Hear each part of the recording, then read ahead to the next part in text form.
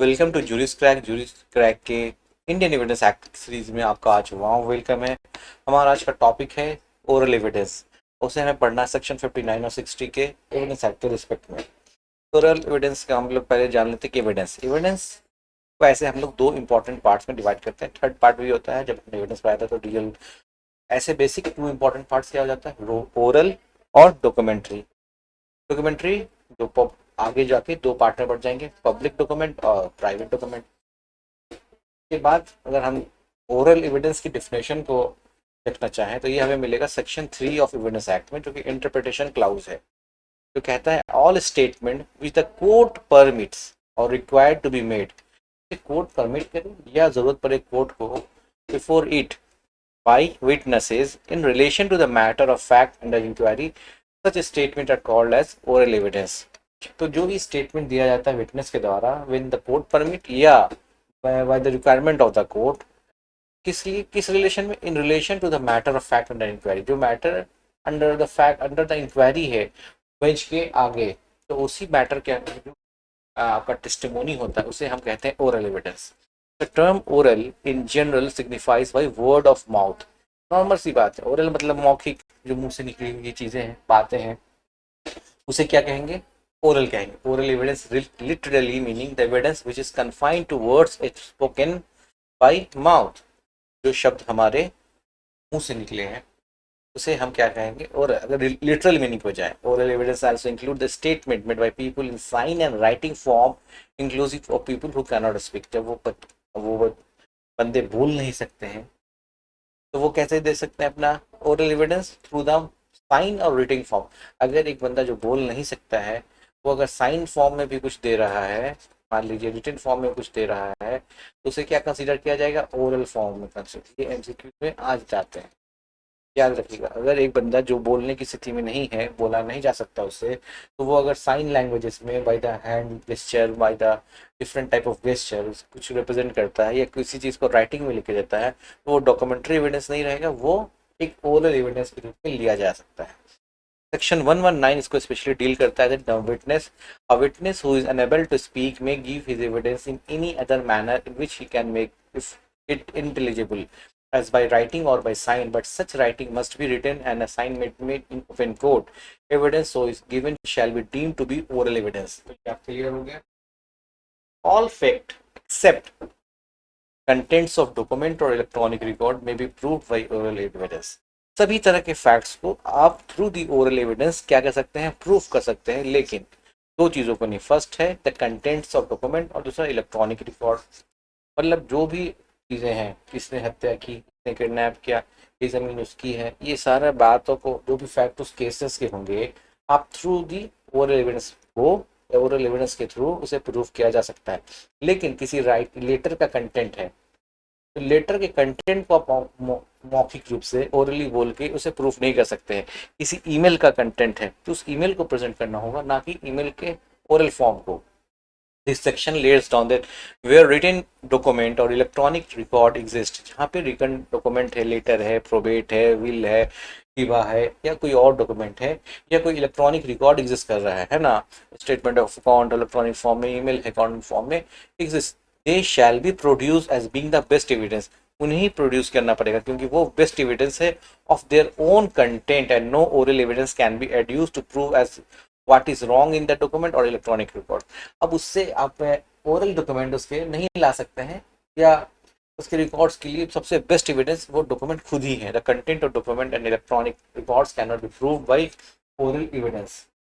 In the case of Bhima Tima Dhotre and Pioneer Chemical Limited, Pioneer Chemical Company, that documentary evidence become meaningless if the writer has to be called in every case to give oral evidence of its content। मतलब एक writing letter है, इसके ये content है। अब बार बार अगर इसके writer को कोर्ट में बुलाया जाएगा कि आपने क्या लिखा, ये मीनिंगलेस हो जाता है ना। तो इसलिए इस लेटर को ही डायरेक्टली प्रोड्यूस करना होगा as best evidence, directly produce करना होगा कोर्ट में, और इसी को कोर्ट पढ़ के समझेगा कि इसका मीनिंग, ना कि इसकी ओरल कंटेंट हो। Courts in India are well aware about the fact that oral evidence is far less satisfactory than the documentary one. जो भी चीज़ है मुंह से बोली जा रही है वो लेस सेटिस्फैक्ट्री है। क्यों है ये हम भी जानते हैं। एक तो है कि लोग बहुत ज़्यादा यहाँ पे शिक्षित नहीं है, लिटरेट नहीं है, एजुकेटेड नहीं है। लोग बोल देते हैं ये कि उन्हें जिसके पक्ष में बोलने जा रहे उससे उनका कुछ रिलेशन होता है, कुछ इकोनॉमिकल रिलेशन हो सकता है, कुछ पर्सनल रिलेशन हो, कुछ सोसाइटी का रिलेशनशिप हो जाता है, इस वजह से भी। But that in no way can be ground for the invalidation of oral evidence. लेकिन ये ग्राउंड नहीं हो सकता है किसी ओरल एविडेंस के इनवैलिडेट करने के लिए।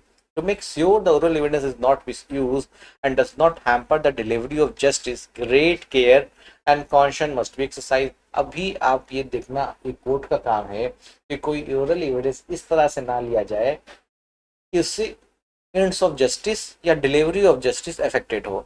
आपको कोई भी चीज़ लेने गए, कोई भी एविडेंस ले रहे हो, या एवरी एक्ट को आपको as a great care and caution must be exercise when there is a talk of the oral evidence।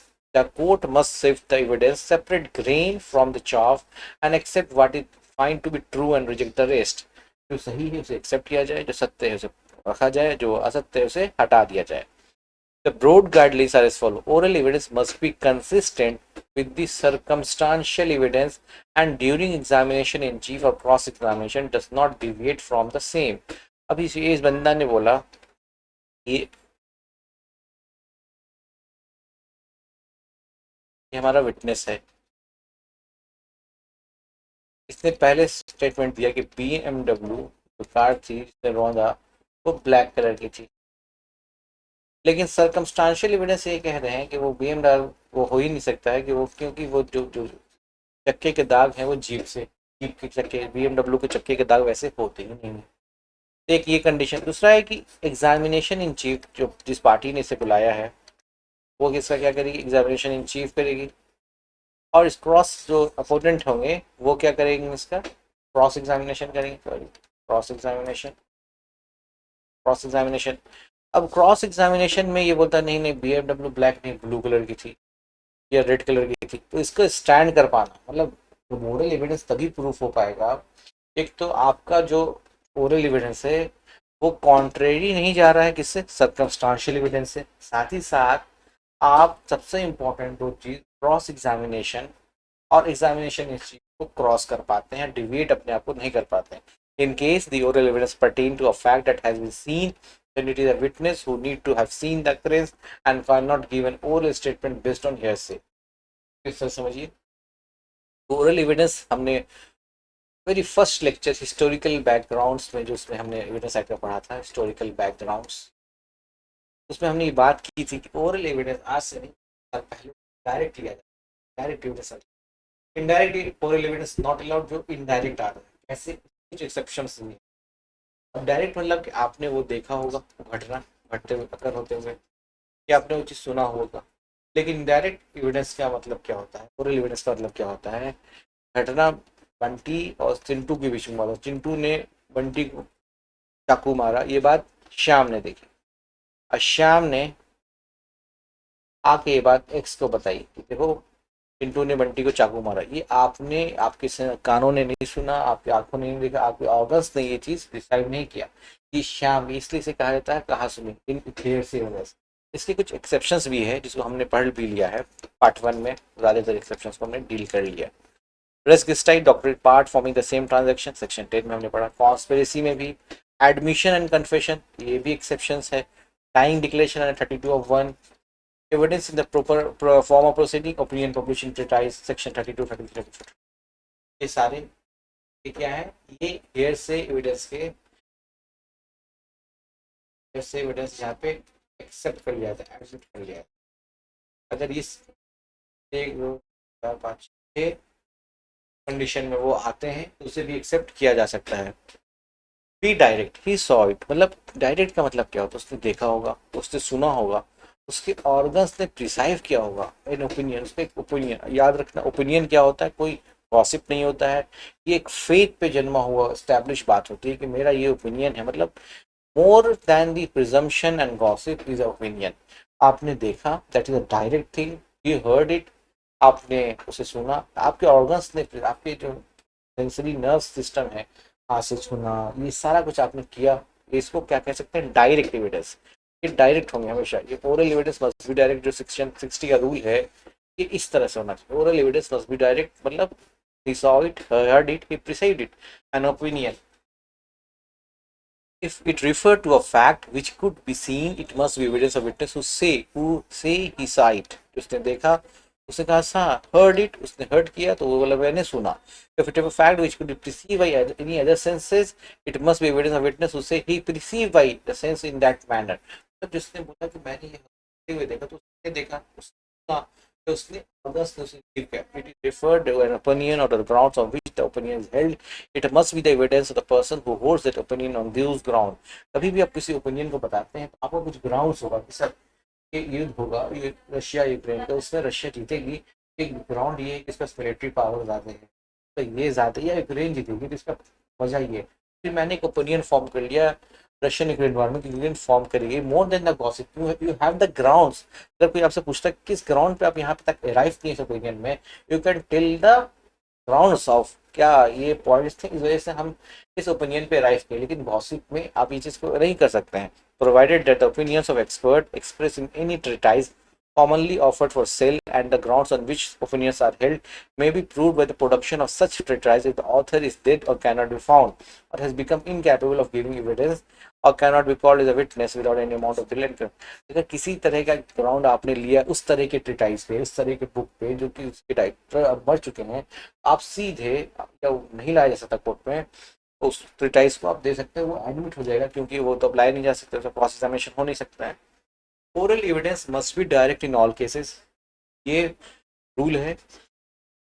Indirect veg और case is not considered part of direct rule. और इसका exception हमने पढ़ा कि indirect accept होता है लेकिन 6 conditions में होता है। तो ओरल एविडेंस क्या होना चाहिए, डायरेक्ट होना चाहिए, सभी तरह की उसने सुना उसके ऑर्गन्स से opinion. Word direct all matter to must mean that it is administered by any person on their own through their personal knowledge, is not passed by any person, and on the other hand it will be आया है। बात है कि कि श्याम ने बोला कि मोहन को, बंटी को सिंटू ने चाकू मारा तो ये बातें श्याम के थ्रू मोहन को पता चली थी ना। For example if Andu saw the Bantu is hitting Chantu, if Andu saw, Andu क्या दिख रहा है, Bantu hitting to Andu will be an eyewitness to this crime scene and the testimony will be that of days। ये जो अंडू का जो भी देखा हुआ चीज होगा, खुद के आंखों से देखा हुआ है इसने कि बंटू को ही मार रहा है। If Andu overheard Bantu's conversation that stated that he is going to rob Chotu tomorrow under the bridge, Andu will be that of direct witness।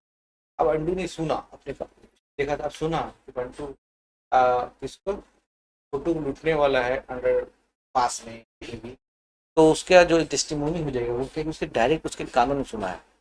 Amar Singh versus Chhajju Singh and other. A relationship between section 50 and 60 of Indian Evidence Act has been established which says that the proving an evidence completely, two things shall be fulfilled. Firstly, there shall be presence of relevant fact and those facts have been presented directly by the person who has either seen them, heard them or etc। ये relationship में बात करती है section 50 और 60 के बीच में।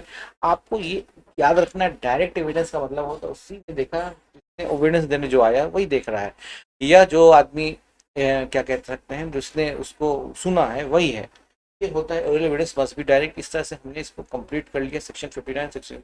इसके सारे नोट्स आपको अवेलेबल हो जाएंगे juristcrack.com पे, जहाँ पे नोट के साथ साथ MCQs और डिफरेंट और सब्जेक्ट्स के भी आपको मटेरियल रिक्वायर्ड मिल